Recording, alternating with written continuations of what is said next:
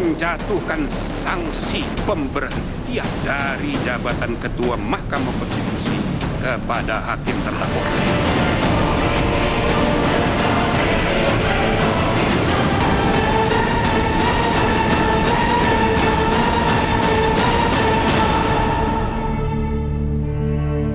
Kita lanjutkan perbincangan kembali pemirsa. Kita berikan garis bawah terhadap apa yang disampaikan Pak Nusirwan terakhir tadi, Kang Ujang. Bahwa ini masalah prosesnya, ini masalah caranya. Saya pertebal lagi mungkin dengan ini masalah etika berpolitik. Tapi apakah hal-hal semacam ini menjadi pertimbangan bagi masyarakat, bagi para pemilih ini, pemilik suara ini?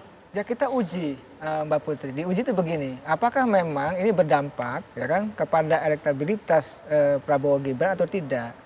Maka harus alat ujinya apa, indikator, ukuran, dan parameternya. Ya survei yang objektif ke depan. Jadi pasca keputusan MK ini kan apakah berdampak atau tidak terkait dengan tadi ya persoalan etik terhadap elektabilitas Prabowo Gibran diuji di survei yang objektif ya, katakan survei yang objektif. Kalau memang nanti Prabowo Gibran itu elektabilitasnya naik, artinya tidak berdampak, tidak berpengaruh. Tetapi sebaliknya kalau elektabilitasnya turun gitu ya, maka itu berdampak. Jadi kita harus ada ukurannya nih dalam konteks menilai apakah ada dampak keputusan MK itu terhadap posisi ya Prabowo maupun Gibran. Karena bagaimanapun kita harus objektif. Karena kalau saya katakan sekarang nih saat ini berdampak atau tidak, kita belum tahu. Oleh karena itu alat ukurnya, alat ujinya survei yang objektif ke depan nih, beberapa bulan berikutnya untuk melihat memang dampak dari keputusan MK tersebut.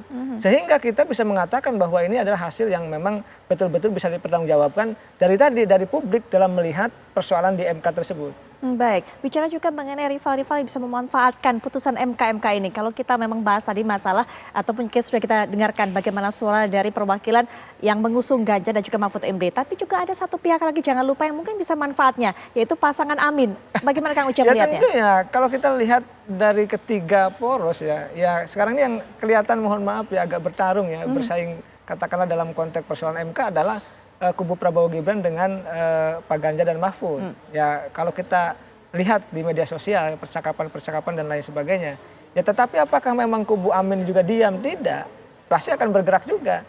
Mungkin juga akan menambahi ya terkait dengan persoalan degradasi itu. Tetapi kita tadi bagaimanapun saya akademisi ya harus melihat ini sebagai sesuatu yang objektif.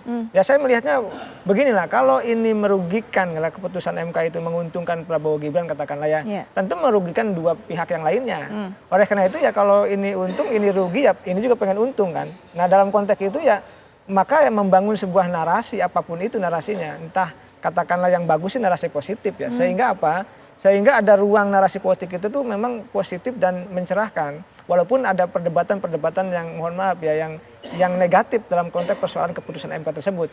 Nah saya melihatnya ya ke depan tentu kita harus lebih soft lagi, lebih sehat lagi dalam konteks melihat narasi ya. Karena tadi kalau ini untung, yang dua rugi ya tentu tadi yang dua juga ingin sama-sama untung lah. Oleh karena itu ini kan dua bejana yang berbeda. Satu kubu katakanlah kubu kan begini.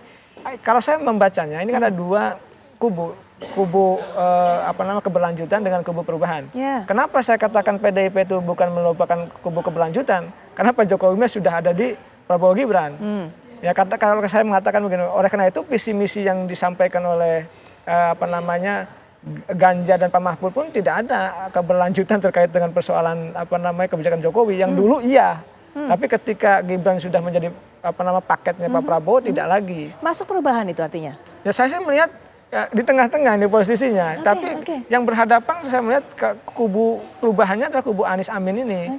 Tapi dalam konteks itu saya melihat ya tentu ini yang saya lihat adalah kalau seandainya putaran kedua terjadi dari tiga kekuatan ini, ya kita akan melihat bersaing di antara ketiga ini mana yang saling mengalahkan. Apakah nanti Prabowo Gibran yang leading karena dianggap di situ ada faktor Jokowi, lalu apakah yang dua PDIP ya dan porosnya itu termasuk poros Amin, apakah ini yang mana yang lolos? Kita semua masih harus panjang ya perjalanannya untuk kita nilai secara objektif. Oleh karena itu hari ini masih punya kesempatan yang sama ya untuk saling mengalahkan satu sama lain. Tentu tadi membangun isu yang bagus, membangun momentum yang baik itu penting bagi capres-cawapres. Oleh karena itu kalau kita menghadapi fenomena saat ini seperti PDIP ya yang hari ini misalkan tanda petik ditinggalkan oleh Pak Jokowi, maka daya tahannya harus kuat ya.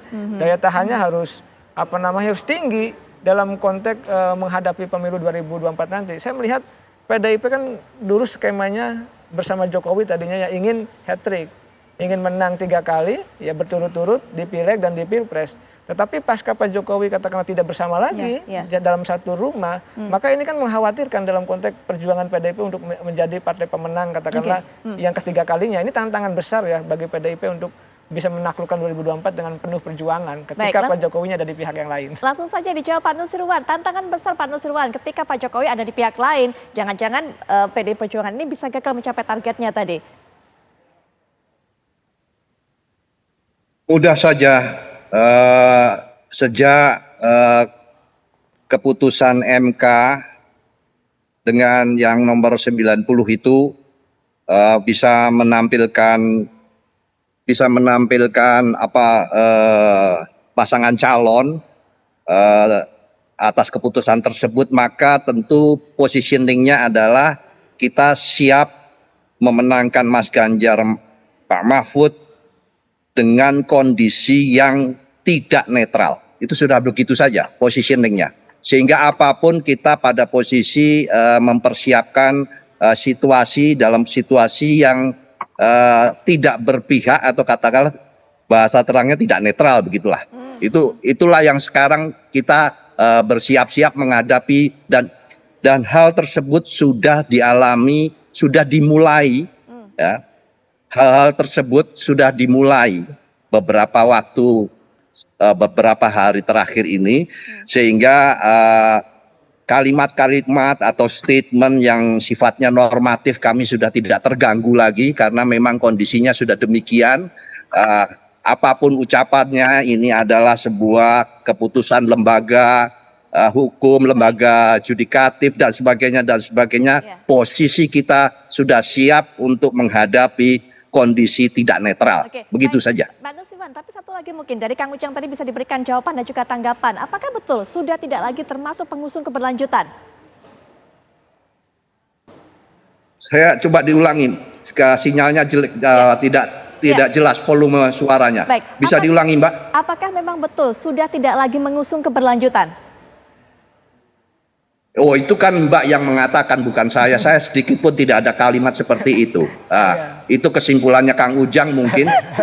Jadi silahkan simpulkan sendiri. Itu kalimat Anda, tapi bukan kalimat saya. Dan itu tidak ada di dalam konsep kami. Baik, Pak Nusirwan. Pak Wihadi nanti bisa diberikan tanggapan, termasuk tadi kalau dikatakan Pak Nusirwan ini adalah masalah cara, etika politiknya, termasuk juga rival-rival dari pasangan Pak Prabowo ini. Pak Wihadi mengatakan bahwa sekarang ini kondisinya dalam kontestasi menjelang pemilu tidak netral. Tapi nanti Pak Wihadi bisa berikan tanggapan setelah jeda berikut ini, kami segera kembali.